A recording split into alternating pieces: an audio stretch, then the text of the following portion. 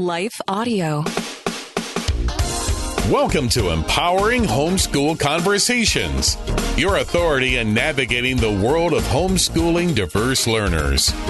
Featuring Peggy Ployer from SPED Homeschool, Annie Yorty from AnnieYorty.com, Leilani Melendez from Living with Eve, Stephanie Buckwalter from eLARP Learning, and Dawn Jackson from Dawn Jackson Educational Consulting and Tutoring.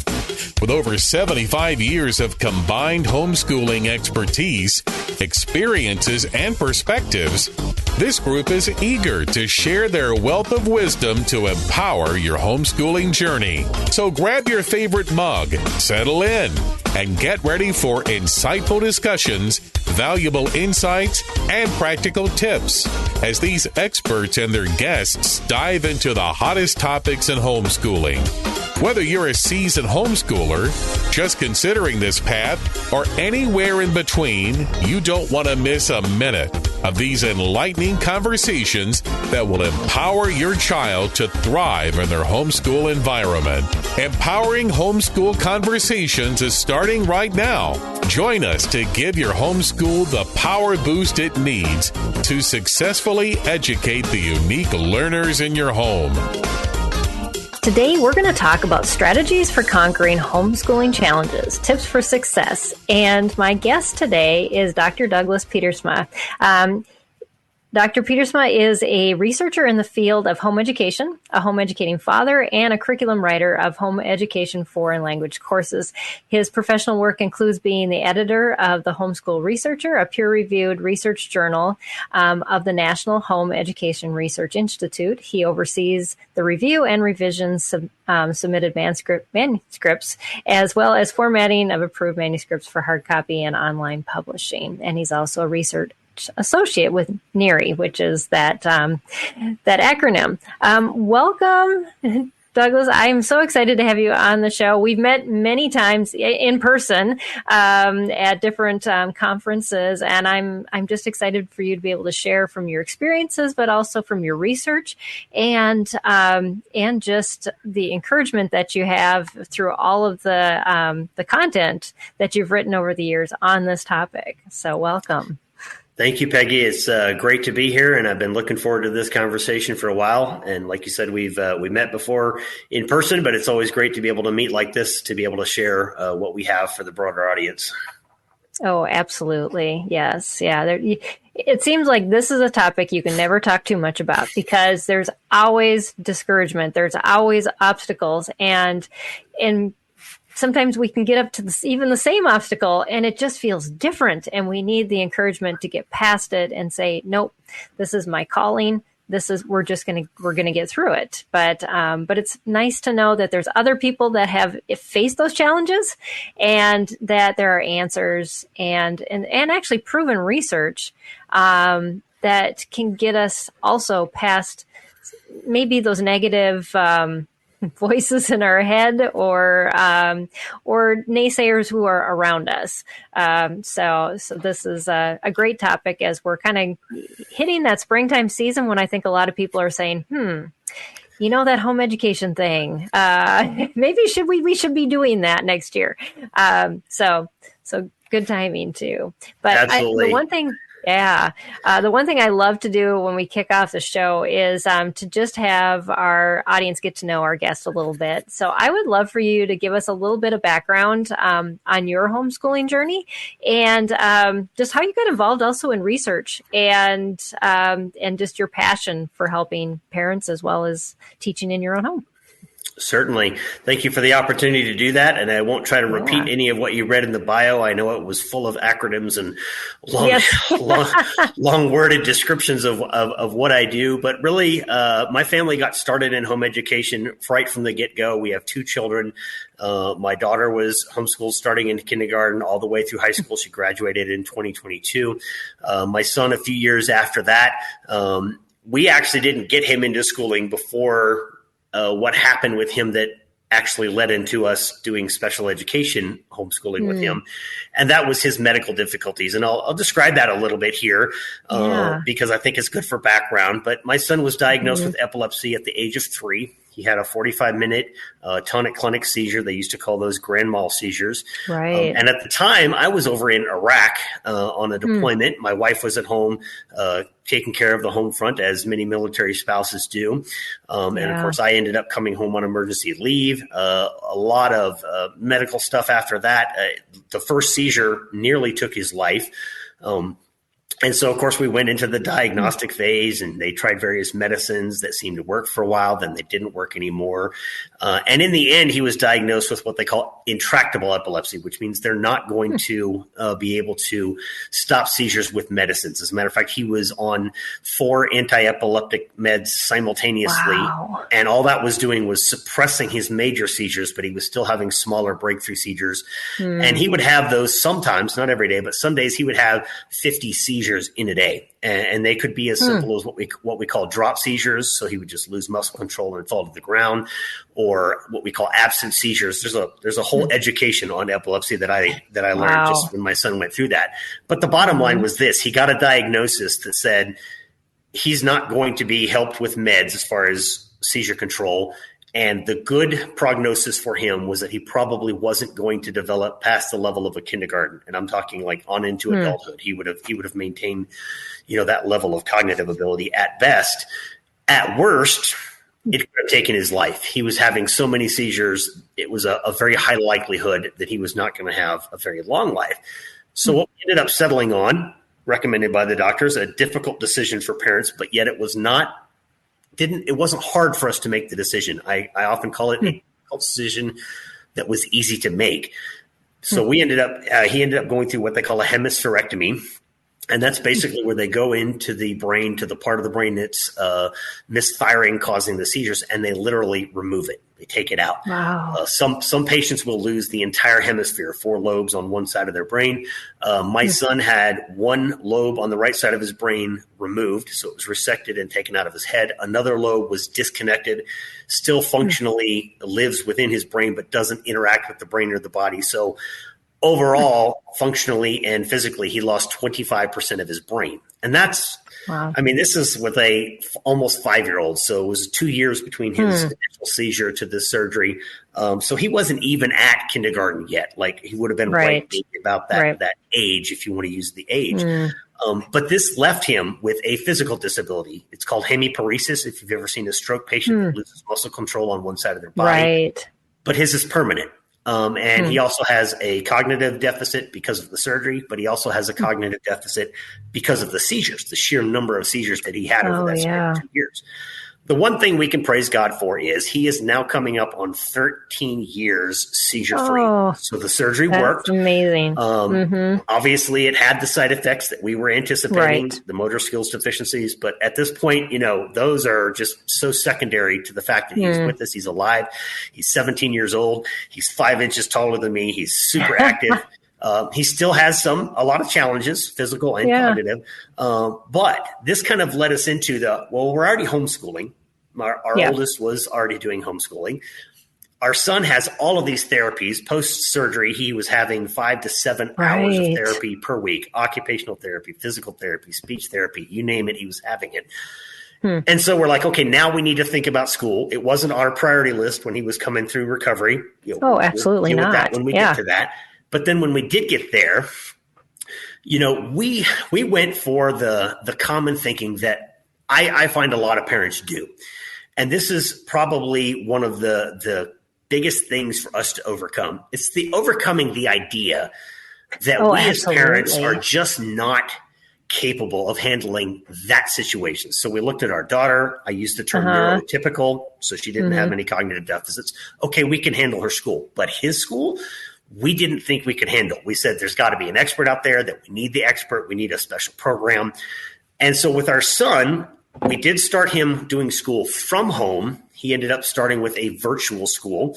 So he had a special education assigned teacher, and he would be in a special education virtual classroom 1 or 2 times a week. And then he would have some one-on-one time with the same special education teacher. And we thought, okay, that's what we need to do because he has these needs. Well, as we learn and as we grew, we realized that as parents, there was so much capability residual in us as parents. Oh, yeah. And what he was getting through the virtual school, although the staff was great and the teachers were dedicated, and I have no complaint about them, they were still limited. That one special education teacher virtually was still working with 30 plus students. He still wasn't getting the amount of time that we thought he probably should have or could have gotten. And in those virtual schools, the parents do a lot of the teaching anyway. So yeah, when we absolutely. when we take a step back, we're thinking, we're already pretty much homeschooling him. I know he's in this program. As he got into, I think it was probably second or third grade, we started noticing some content that was of concern for us. And of course, it's a public school program. So there's going to be content at some point that if you have a Christian faith tradition, you're not going to be cool with. We weren't. And so that's really when we decided to kind of take the leap and let's do this full force. We're going to be the homeschool teachers.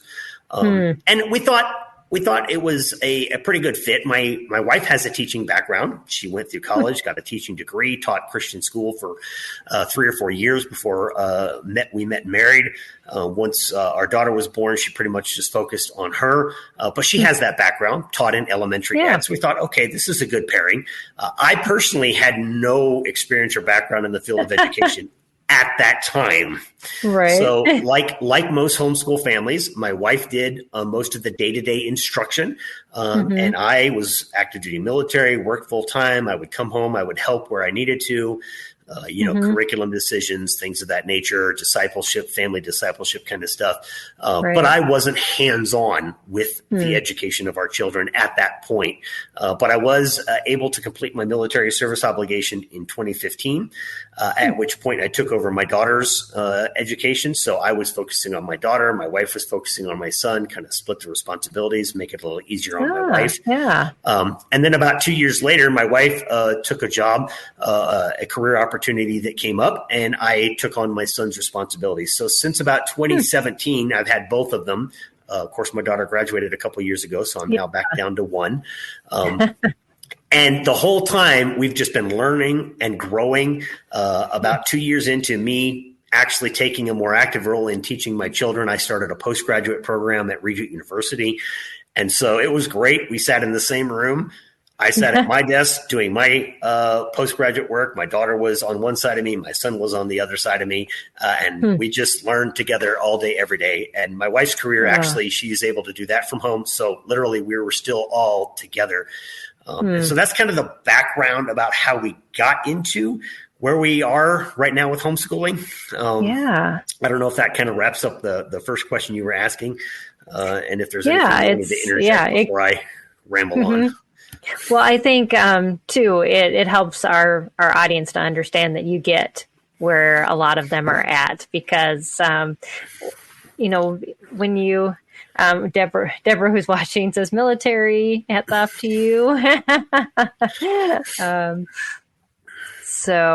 But you get our community because you've lived it. And so the advice, that you're sharing, it comes through that lens that, you aren't going to give parents an answer of, just, life is all, all good. Just smile through it and it'll all work out. We have a lot of hard days and a lot of hard experiences that change us, as your son's experiences did. And like you said, you got a whole education in things that you weren't prepared to get an education in. And that's where our community often finds ourselves. We will continue this conversation after a short break.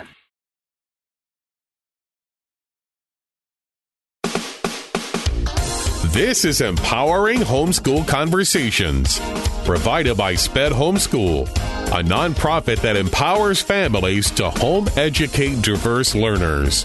To learn more, visit spedhomeschool.com.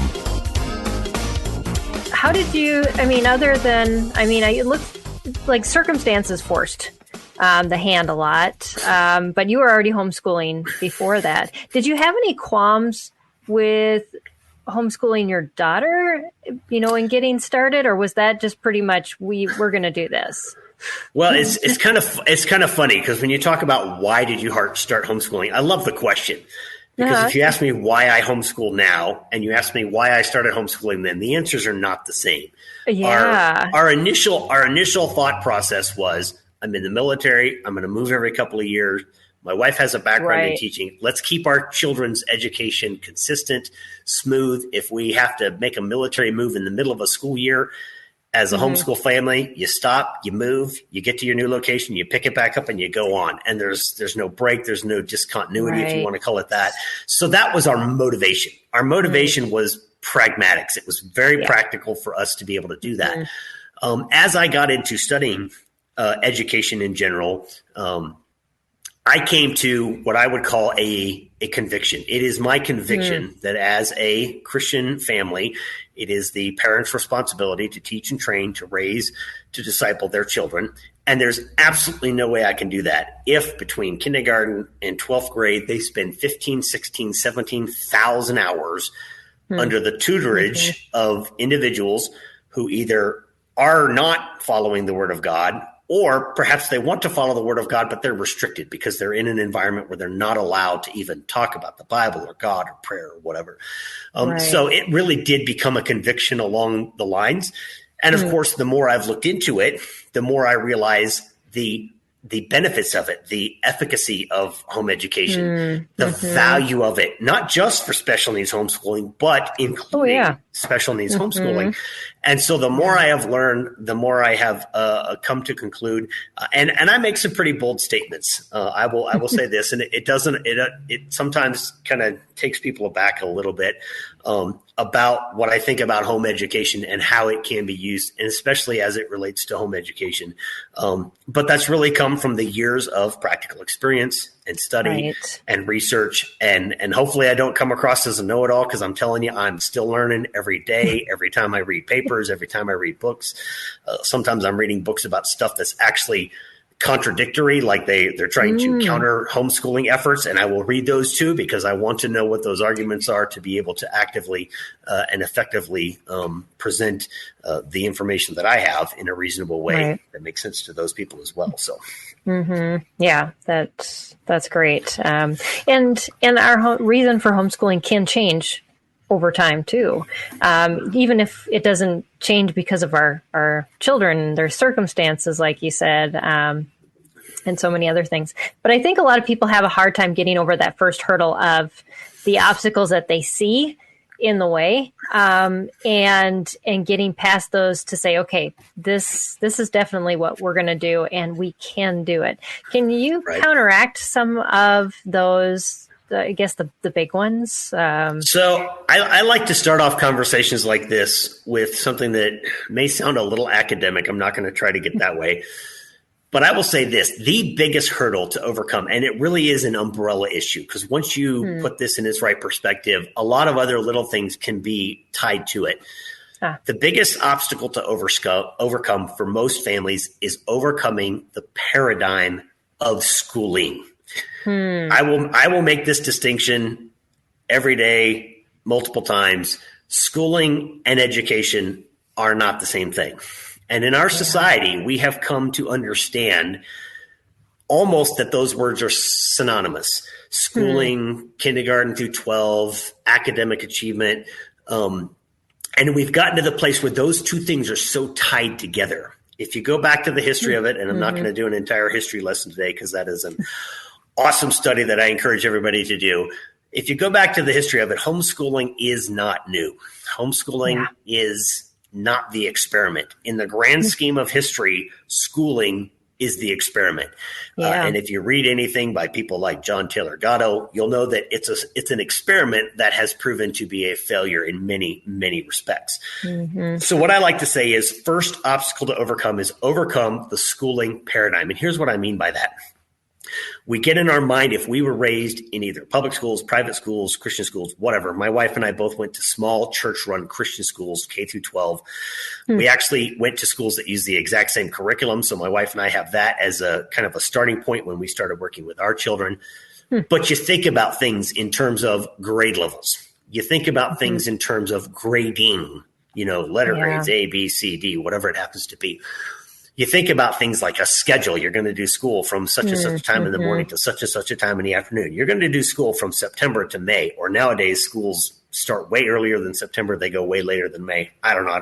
We'll try to figure that out. All of those things, the schedule, the grade levels, the competitive grading, the trying to keep people on track, on grade level, on pace, all of those things I put under the umbrella of this phrase: educationally ineffective schooling paradigms.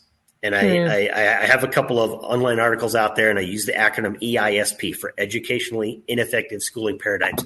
Those are all of the things that have to be in place because a school is a school. Because it has to be organized, because you have to divide the children up somehow. So what are you going to do? You're going to divide them up by age, or if there's a certain portion of children that have cognitive difficulties, you're going to put them in a special education class, or you're going to have advanced placement class for those students who are ahead in a particular subject or another.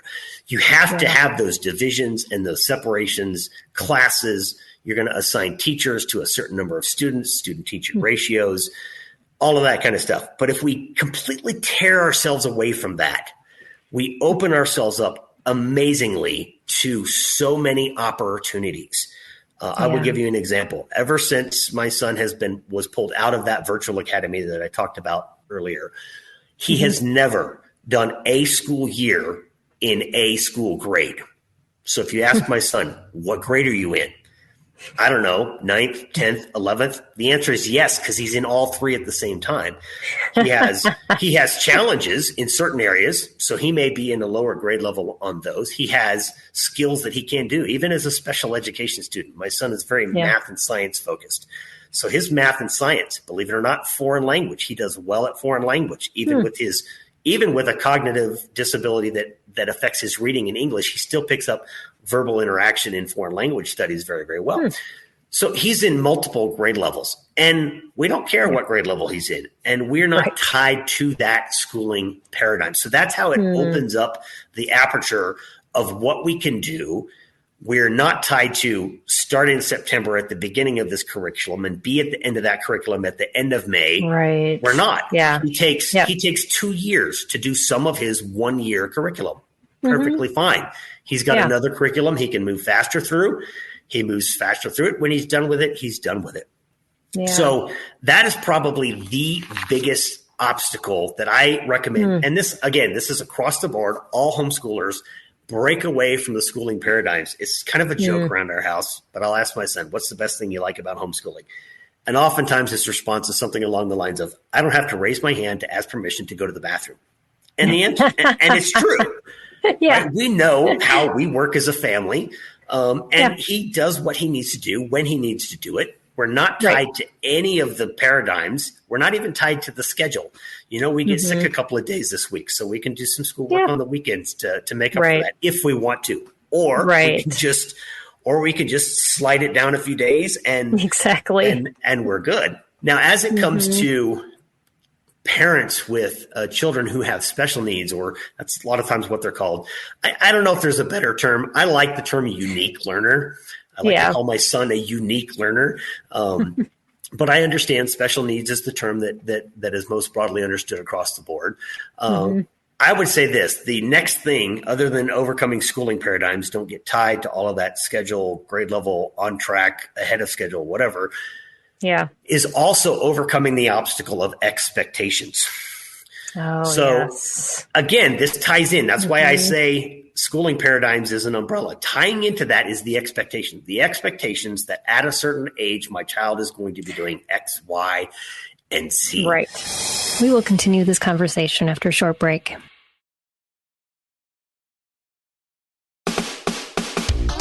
This is Empowering Homeschool Conversations, provided by SPED Homeschool, a nonprofit that empowers families to home educate diverse learners. To learn more, visit spedhomeschool.com. Because who set that standard? Who decided that all 5-year-olds need to be able to do X, Y, and Z? Exactly. And I've done a lot of the background research. There's a book by a gentleman named Dr. Raymond Moore. The book came out in 1975. It is old. It's called Better Late Than Early. And he started looking way back then at how different boys and girls learn and how at different ages children come into a state where now they are ready to learn reading. And I've talked to so many homeschoolers that say, you know what? My child was 9 or 10 years old before they were, quote unquote, reading effectively. And in high school, they got no problems. Yeah. They are, they're consuming books by the dozens or whatever it happens to be. And that's not every case. My son still has reading challenges. He's 17 years old. If you gave him a book and said, this book is good for a 17-year-old, he should probably be able to read it. He could probably stumble his way through it, but we're going to give him something that interests him. I don't care what level it's at. It can be at an advanced level. He's interested. He's going to find out what those words mean. It can be at a lesser level, if you want to call it that. And he's still going to find interest in reading that. So overcoming the expectations of where should my child be? Anytime somebody says my child is or isn't on grade level, I want to ask, who set the grade level? Who set the expectation that that's where your child needs to be? I'll give you a couple more examples for my son specifically. There's an expectation in school that children can sit still. And if anybody's ever homeschooled, no, they cannot. any boy, especially boys, right? Any boy under the age of what? Maybe 10, maybe even beyond that. If you've tried to homeschool a boy or do any kind of schooling with a boy and say, okay, you're going to sit here for the next hour and work on worksheets or read a book or whatever it is you're going to do, chances of that happening is nil. So my son, one of the things that was a result of his surgery was he had what's called repetitive motion syndrome. And so for a number of years after his surgery, you would find him doing this. He would sit and he would rock. And it was constant. I mean, he was constantly in motion. So we talked to his therapists and doctors, and they're like, well, that's, part of the brain surgery. And some children have that as an effect of other conditions. I don't even know the exhaustive list of those. But we figure this, if we try to strap him down, tie him in, and I don't mean literally, but if we try to lock him in to a still position, he's going to get nothing done. So when it came to things where we could have him in motion, I call him an in motion learner. He likes to move. He likes to move while he's doing things. And I thought, well, this is going to be terrible when it comes to handwriting. Like, how do you teach handwriting if the child is constantly in motion? And we solved that problem by putting a pad under his desk, got him a chair with wheels on it. He could put his feet under the bar in front of him. He could actually move his chair back and forth, but his hand wasn't moving. His hand could still write. So his body is in motion while his hand, and this is just specific to him. I know every child's going to be different. I thought he's going to have terrible handwriting. Well, guess what? I, as a kid, had terrible handwriting. His handwriting is way better than mine ever was at his age. So we figured a way to allow him to do what he needs to do. You put that in a schooling paradigm, though. You put that in a classroom. You can't have a child constantly in motion in that. No. My son is also an out loud learner. And this is probably another effect from both his epilepsy and his brain surgery. But he loves to do his work out loud. He wants to read through his material. Even though his reading is a challenge, if I tell him to sit and read this page silently, first of all, he never even gets through the page. Or he just, daydream is often in one. But having him say it out loud keeps him going, even if he's struggling through the reading, which, by the way, he's gotten tons better at. I love where he's at on his reading level. He's an out loud learner. And that became something that we had to consider when I was in a room. I'm at my desk. My daughter's at her desk. My son's at his desk. He's an out loud learner. How do we keep her from being distracted? Well, she is a lover of classical music. We got her headphones. We play classical music softly over her headphones. She did all of her work in silence, listening to music all day long. My son's over in his corner of the room. He can talk as loud as he wants as far as going through his material. And he still does it to this day. Like, he does all of his history and science by reading everything out loud. And it also helps me because unless I'm literally looking over his shoulder, sometimes I can't necessarily see, hey, he's reading something and he may have mispronounced something or gotten something a little askew. Well, now I hear it because he's reading it out loud. I can make those corrections on the spot. And I don't even like to think about them as corrections. I like to think of them as simply like course changes. We're just making sure his vector's on. And of course, he takes it very well. So those are some of the expectations that I think we need to overcome as parents of special needs Yeah. homeschoolers. It's not just the expectations of grade level. It's not just the expectations of sit still and learn. It's not just the expectations of be quiet while you do your schoolwork. But all of those together are something that we can overcome. And that just opens up a world of possibilities. Your school doesn't have to be in your room today. It's a nice weather outside. We're going to go sit on the deck. We're going to do it out there. In the winter, I live in Wyoming. It's too cold to go outside. What are we going to do? We're going to sit in front of the fireplace and we're going to do our schoolwork. And so we have actually gone from a school room to no specific designated school space. My son has a desk in his room. He can do some of his work there. We can sit out on the couch in front of the fireplace. We can sit out on the deck under the shade tent. We can go sit in the yard if we want to. All of those things are wide open. Try to do that with a classroom of 30 students, and good luck. Yeah.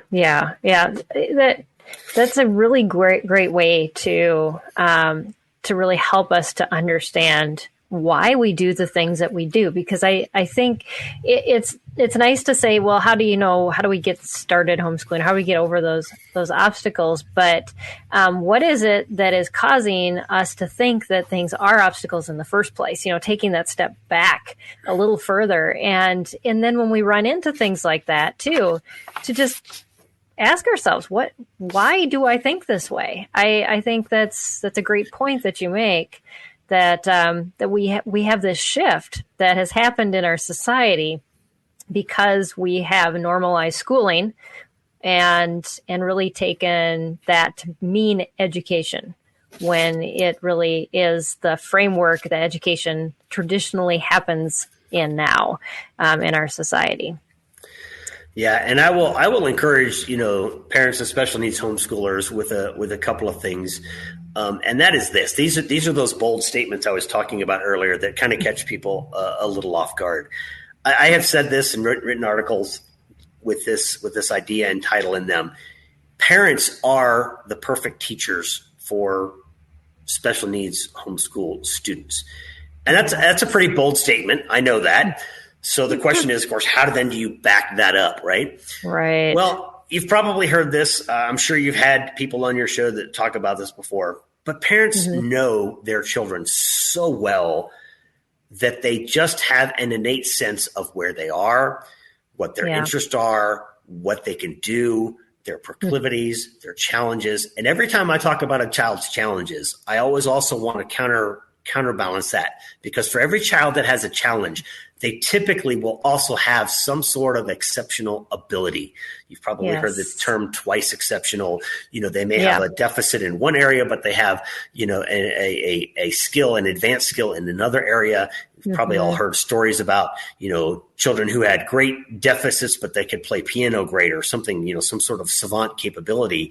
And a parent is going to know that. When you think about a teacher that gets to know a group of children, and 9 months later, that group is gone, they get a new group the next year, they're trying to do what a parent does in 1 year, but a parent has been with that child for years, continuously, no breaks. So much is known about the child. A parent knows their child better than anybody else. A parent loves their child more. Now, this is not to say that those in the schooling industry do not love children. Many of them do. Many of them show that love, and I don't ever want to disparage the effort and the time that they put in. But they can't love them like you do. You are the parent. They cannot possibly spread their amount of love and emotion across that body of students. And it certainly isn't going to carry on over the years. There are a few scenarios where a teacher may carry on for a couple of years. I know some special needs programs try to keep the same teacher for a couple of years so that they know the students better. That's great, but they're not going to keep them for their entire academic career. Love makes that difference. The love of a parent towards their child makes that difference in how far they will go to help their child. Love will extend the patience that the parent has with that child. Now, I understand most of us would all say we probably need more patience. Don't pray for it.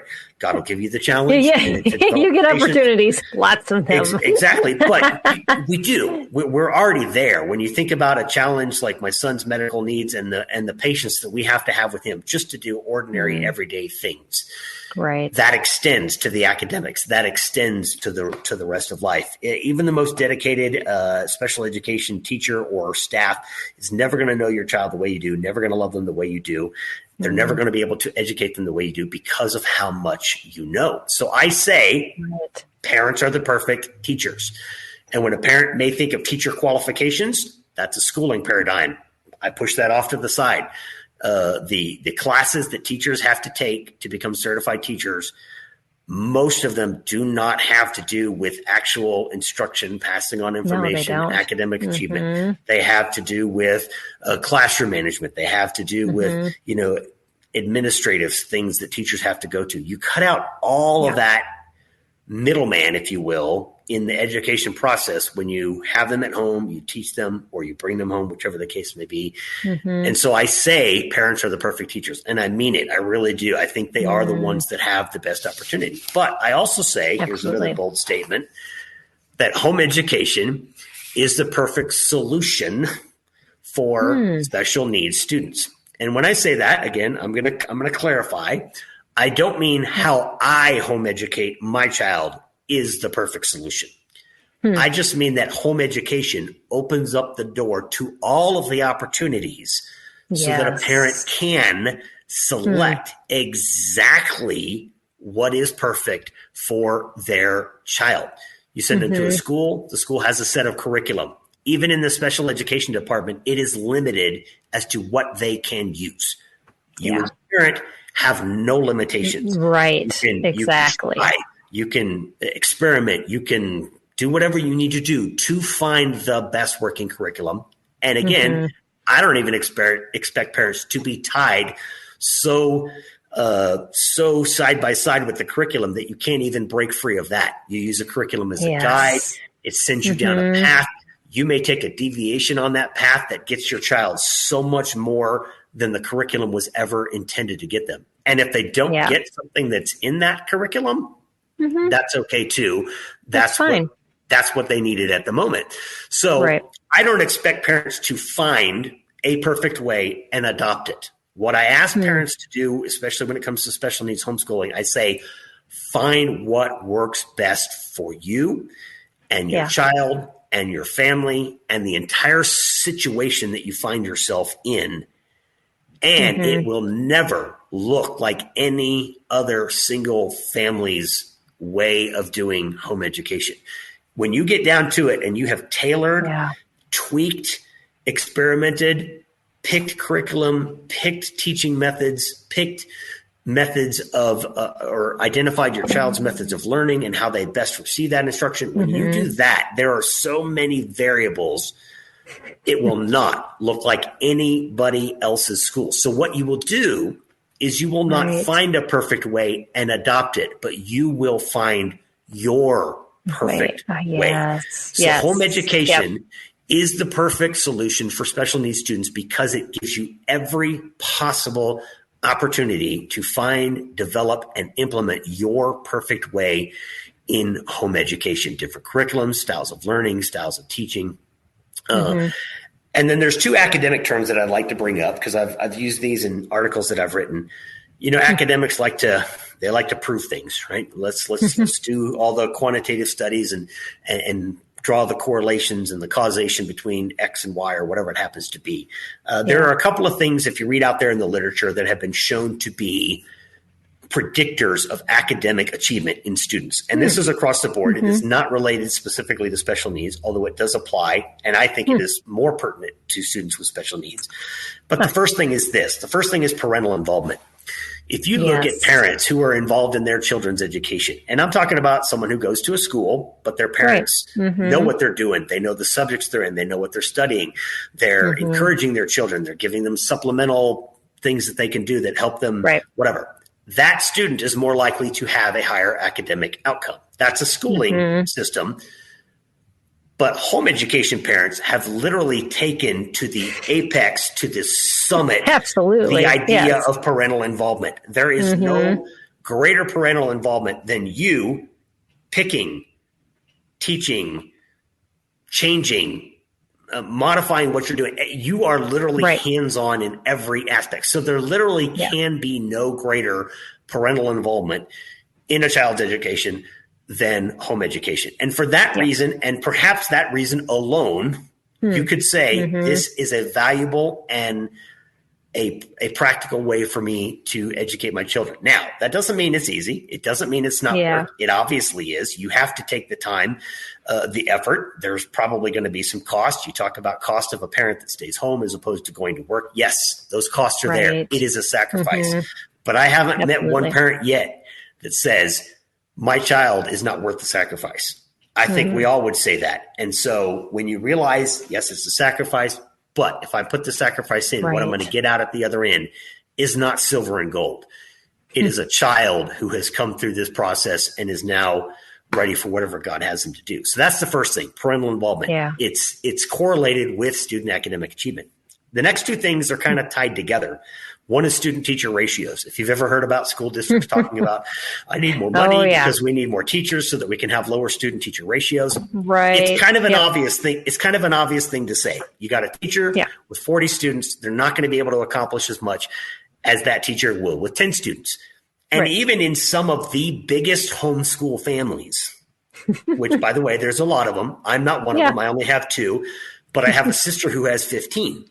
And they're a homeschooling family. So even in those huge families, your student teacher ratio is still extremely low. Better. Pretty much lower than anything you're going to get in a schooling environment, because typically once the oldest students start getting to a certain level, they become teachers of the younger students. So it's not just mom trying to teach 15 students. It's mom plus the oldest ones teaching the middle ones, teaching the younger ones. It's a collaborative effort. It's a combined synergistic effort in teaching that just makes so much more outcome from that. And I have seen that in a number of families. So student-teacher ratios is one of the big, again, predictors of student academic outcome. One that's tied to that is called academic engagement time or academic learning time. And this is one where you're like, okay, now he's going to go into the academic a little bit, just a little into the weeds. A little bit. Okay.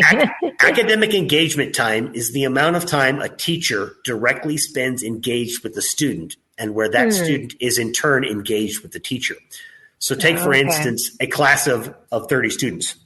And in an hour-long class, a teacher engages as much as he or she can with each individual student over the course of an hour. At most, every student in that class gets 2 minutes of academic engagement time. 2. Much That's less, it. mostly. Yes. Right? So whenever that teacher is engaged with one student, the other students, they may be listening, but that's passive. That's not active. So the passive engagement time does not correlate to student achievement. The active academic engagement time, that correlates to student progress. In a homeschool, I have 2. So I work with my children for an hour. Each one's going to get on average 30 minutes. Well, we also know that because my son needs more time, he gets a little bit more time. My daughter didn't need as much time. She was able to do things independently. She got the freedom to do that. We adjust it as necessary so that each child received the optimum amount of academic engagement time. Sometimes in the literature, it's called academic learning time, ALT or AET are the acronyms that are used. But if you look for those in the literature, you'll find that AET, ALT is correlated with student academic achievement. So all of these things that the schools have said, these are the big things in academic achievement: parental involvement, student-teacher ratios, academic engagement time. And all 3 of those things happen naturally in a home education environment. We don't even have to try. What the schooling system needs a program to implement, home educators typically will implement without even trying. So that's why I make a bold statement. I make a bold statement that parents are the perfect teachers for their children, especially for special education children. I make a bold statement that home education is the ideal solution for special needs students, and you could say more broadly for students in general. And so that's kind of the position I come from. I hope it doesn't sound sometimes as arrogant as perhaps it sounds even in my ear as I say it, but really it does come from that, the research and the background and the studies on, hey, this is what you want in a schooling environment. I already have that in a home education environment. So let's move on to the next thing that helps my children learn as much as they can. Right. Yeah. You don't have to focus on the setup process because you've already got everything going for you. Like you said, I love what you just said.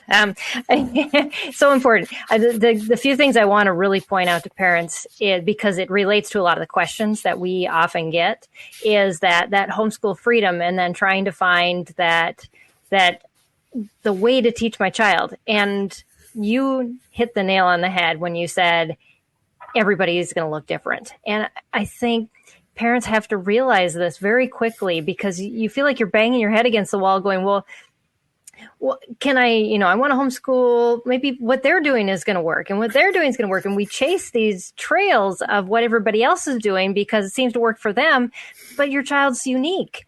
And you've got to figure out what's going to work for you and your child. And if you have it in your mind that that's what you're pursuing, instead of you're pursuing something that mimics what everybody else is doing, it's going to be so much easier. Absolutely. Just that parent time. It is so important. And I love how you with even your own experience, you balance that out. It's, yes, your daughter just didn't need as much time. It taught her how to be an independent learner too. So we can look at it as a negative, but for the kids in those situations, God knew how much time you have and how much time each child needs. And so, just leave it in his hands with Absolutely. that. Yeah. So we had a couple questions come in from some viewers, and I'd love to address those. Certainly. Carissa asked how to navigate a lack of energy and low frustration tolerance since I'm the teacher of my child. So this is a great one because I'm going to go back to that overarching obstacle that I talked about at the beginning, the getting away from schooling paradigms. First thing I would recommend is a change of mindset. I like to think of home education as nothing more than extended parenting. So home education isn't so much about me being my child's teacher as it is about me being my child's parent. From the very beginning, I mean, you have a child, they're a baby, they need all the attention, they're a toddler, growing up. All through those years, before they ever hit anything that looks like school, what are we doing? We're teaching them. We're teaching them how to hold a spoon. We're helping them as they learn how to walk. And maybe there's some things you just be like, okay, they're going to learn it on their own, and they do. Yeah. My children have done that in certain respects. I tried to teach my daughter how to ride a bike. Didn't work. I went on a deployment one time, came back, she knew how to ride a bike. I'm like, okay, that's great. She learned it on her own. But as parents, we're facilitating the learning of our children even before they ever hit school. And so if we keep in our mind the mindset that I'm not going to stand up here as a teacher in front of my children and teach my children facts and figures, and yes, they're going to learn those things, but that's not what I'm doing. What I'm doing is I'm extending that parental paradigm out into what we would call the academic world. The same patience that you need when you're teaching them how to hold a spoon and learning to walk and potty training and whatever it is that you're doing is the same patience and the same tolerance. And yes, there are going to be times where there are frustrating moments. My wife and I are very different in our teaching styles. So when my children came under me as their primary teacher, there was a little bit of friction for time in how she worked things versus how I work things. I've got this, sort of military mindset, and I had to break some of my own paradigms. I had to really stop and tell myself, okay, these are not your military troops. I had those for years. These are your children, right? And so I had to break out of even my patterns because I instructed military members in intelligence analysis. That was part of my job. And yes, I had that as an instructional background, as an educational experience, but I couldn't apply that to my son trying to do his fourth grade math. It just didn't work. Right. So I had to change. I had to break away from, again, the schooling, the classroom mindset, and bring it into the parenting paradigm. And then schooling flows much easier when it is not so academically rigidly structured. So again, the expectations. We talked about expectations earlier, to take a step back from this question.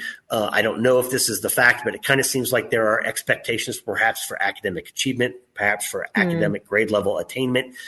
Take a step back from that. Take a step back from the schooling paradigms of expectations. That certainly does release the stress in a lot of situations. I've got to get the curriculum done. They've got to get a certain grade. All of that stuff goes away when you come away from that. Here's another big one for the frustration thing is I like to encourage parents to capitalize on children's inherent interests and talents. Yes. So I'll give an example of that. And this may not apply to perhaps elementary school age kids, but generally it applies across the board. My son is interested in meteorology, and he's my special needs learner. Science and math are hard, but science and math are a big part of meteorology. Right. So we try to tie as much of his reading, as much of his science, as much of his math, even history. We try to tie as much of that as we can into his inherent interest for meteorology.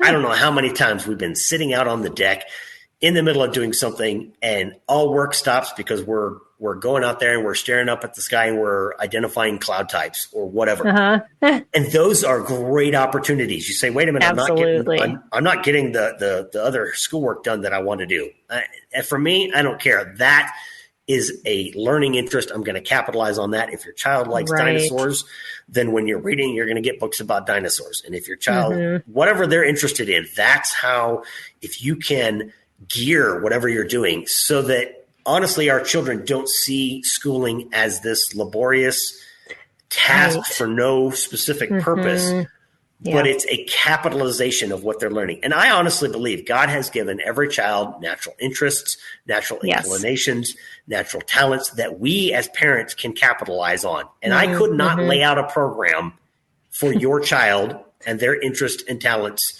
and proclivities. I can't do it because I don't know them. You can, and you can tailor things left and right. Now, that doesn't mean you say, well, my child doesn't like math, so I'm never going to teach him math. Of course you're going to teach him math, but do it in some way that comes across as fun. I mean, I don't know how many homeschool parents I've talked to where they say, you know what? We're working fractions. What are we going to do? We're going to get in the kitchen and we're going to bake cookies. Why? Because you're going to get all the measuring cups out and we're going to work fractions.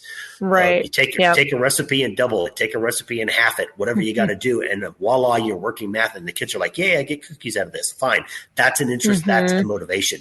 The next thing that I might suggest as I read that question from Teresa is schedule.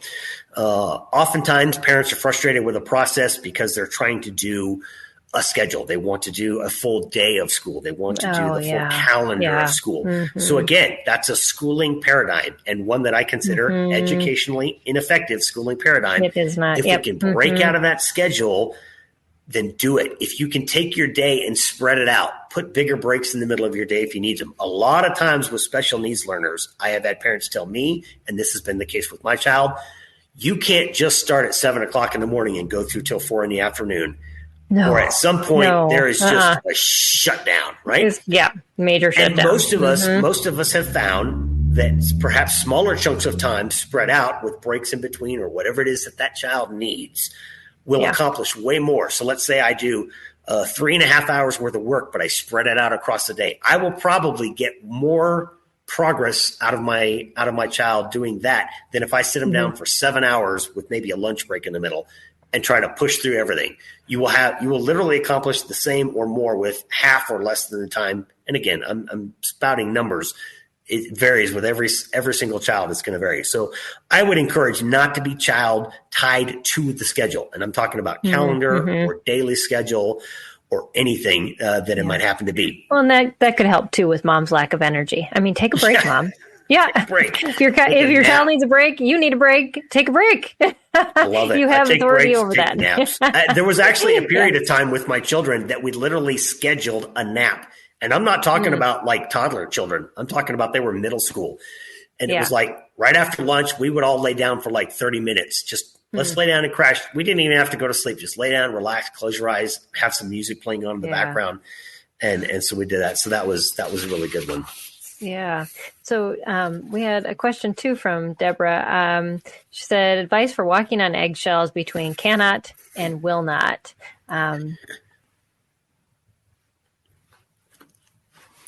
Okay, well, I'm going to take this one on, kind of in the same vein as the last one, but maybe come at it from a different perspective. As I read a question like this, it speaks to me that the child sometimes does not want to do things. And how, as parents, do we differentiate between the times that they don't want to do things and the times that they're not able to do those things? Right. And especially with our special needs students, right? We as parents have a direct insight into what they are able to do. But I would take it back to this. I would take it back again to parenting. I would take it back to that extension of parenting. We know our children best. So 9 times out of 10, we know what our children can do. And if we use those situations where there's a little bit of struggle, we think they can do it or we've seen them do it before. And again, some children, what they can do in one moment is not necessarily what they're able to do immediately in the next moment. But we as parents are in the perfect position to know that. So even though it can be frustrating, you take it back to things such as simple. Take it out of academics. Let's go out to something simple in life. I don't want to brush my teeth. Well, you're going to brush your teeth, and you're going to brush your teeth because I know you need to, and you can give them all the reasons, or perhaps they're too young to even listen to all the reasons, but you are going to find a way to discipline so that they are encouraged to do the things they need to do, or they are discouraged from doing the things that would be dangerous or unhealthy or whatever it happens to be. So I would say, instead of looking at it from an academic perspective, this cannot, will not paradigm, I would look at it from that parenting perspective. What am I going to do from a discipline perspective? I know every family has their standards for discipline and what they want to do and what their expectations are for their children. I would implement those, just as you would implement that parenting expectation for a behavior, not academic. Use that same sort of mind process to encourage your children to do what they should do, or perhaps not do what they shouldn't do. It's in a matter of determining whether or not they are able to do something. This is where I find incentives are really, really great. My son loves to watch Thursday night football during the NFL season. So I lay out his week's worth of work, and I tell him if he's done by Thursday, by the end of our scheduled time on Thursday, he gets Friday off, and he gets to stay up late and watch football on Thursday night. And what this does is that interest, that desire, that motivation then sparks him to do things. And that is often when I have realized my son can do something that before I was unsure whether or not he could do that. But because the motivation was in place, he showed me what he could do, and I totally use it against him. So the next time he goes to do something, he's like, I don't know that I can get 3 pages of that done in the next hour. And I'm like, I know you can, because I've seen you do it when you're motivated. And then, of course, that helps him understand that his work is literally about his personal motivation. My children are different. My son wanted to work through his schoolwork and get more time off at the end of the week. Like, he tries to do 5 days worth of work, get that Friday off. He does 5 days worth of work in 4. My daughter wanted time off every day. She wanted to get her daily goals done and stop. And then she had time to do her interest-driven activities. Hers is art and literature. So she did lots of art. I could have counted like 15 credits of art for her because she just did art so much. It was great.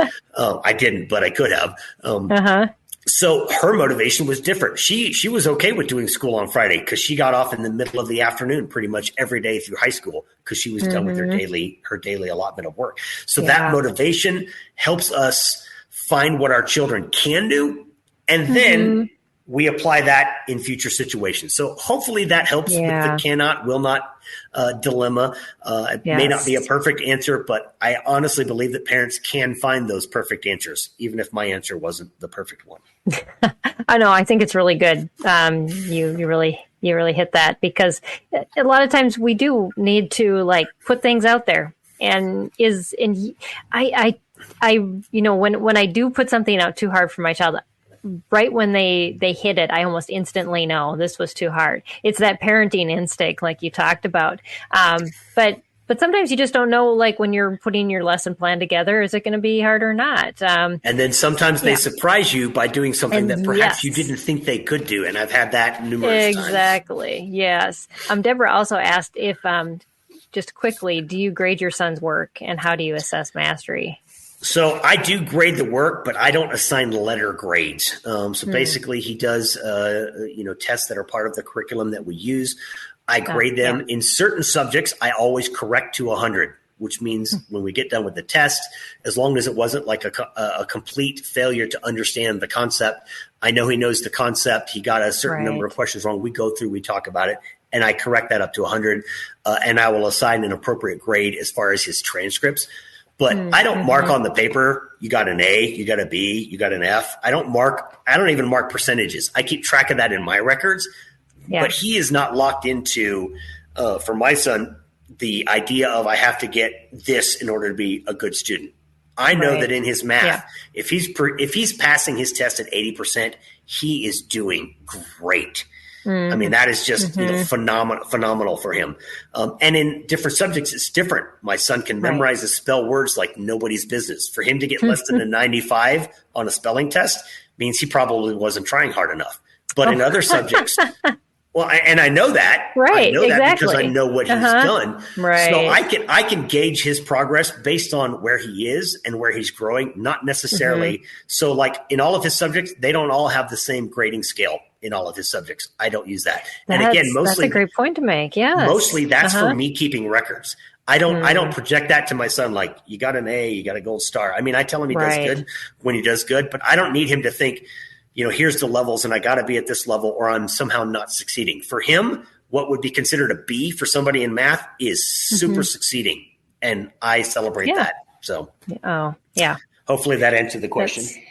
That's a great answer. I don't know if anybody's ever answered it like that. We do have to have different scales for different things because our kids are all over the board and they shouldn't be kept up to the same standard when the struggle is so hard. They are trying, and they're working just the same as in anything. Yes, exactly. Progressing. That's most important. Well, Douglas, this has been an amazing conversation. We are already at the end of our hour. We could talk probably for more hours. We'll have to have you back. Anytime. But hopefully, you have answered a lot of ways to conquer just these regular challenges that we have before us and how to succeed. And just by staying in our own lane, doing what we're called to do, run the race you've been called to. And God works all things out. So yes, he does. Appreciate all of your wisdom and your input. Thanks for having me on. Absolutely. So next week, we are going to be talking about how to time box school days based on student energy rhythms. And so you'll notice your kids have different times that they do school. And so we're going to talk a lot about that with our guest next week. And so you want to join us back here for that. But I'm also going to share in the show notes. Dr. Douglas Pietersma has shared a bunch of articles that he's written.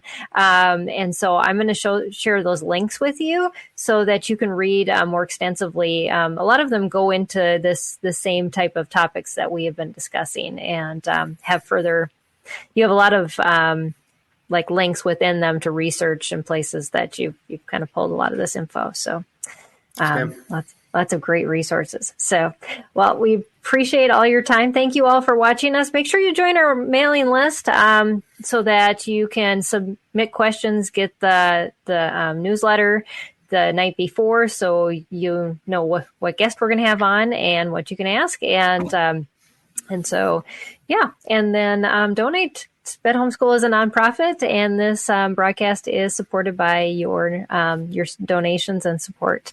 So thank you, everybody, and have a great week, and we'll see you next week here on Empowering Homeschool Conversations. Bye, everybody, and God bless.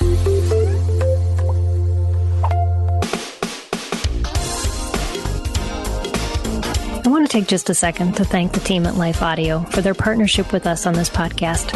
If you go to lifeaudio.com, you'll find dozens of other faith-centered podcasts in their network. They've got shows about prayer, Bible study, parenting, and more. This has been Empowering Homeschool Conversations. Feeling stressed? let's take better care of you. I'm Bonnie Gray, the host of Breathe, the Stress Less podcast. Subscribe at lifeaudio.com.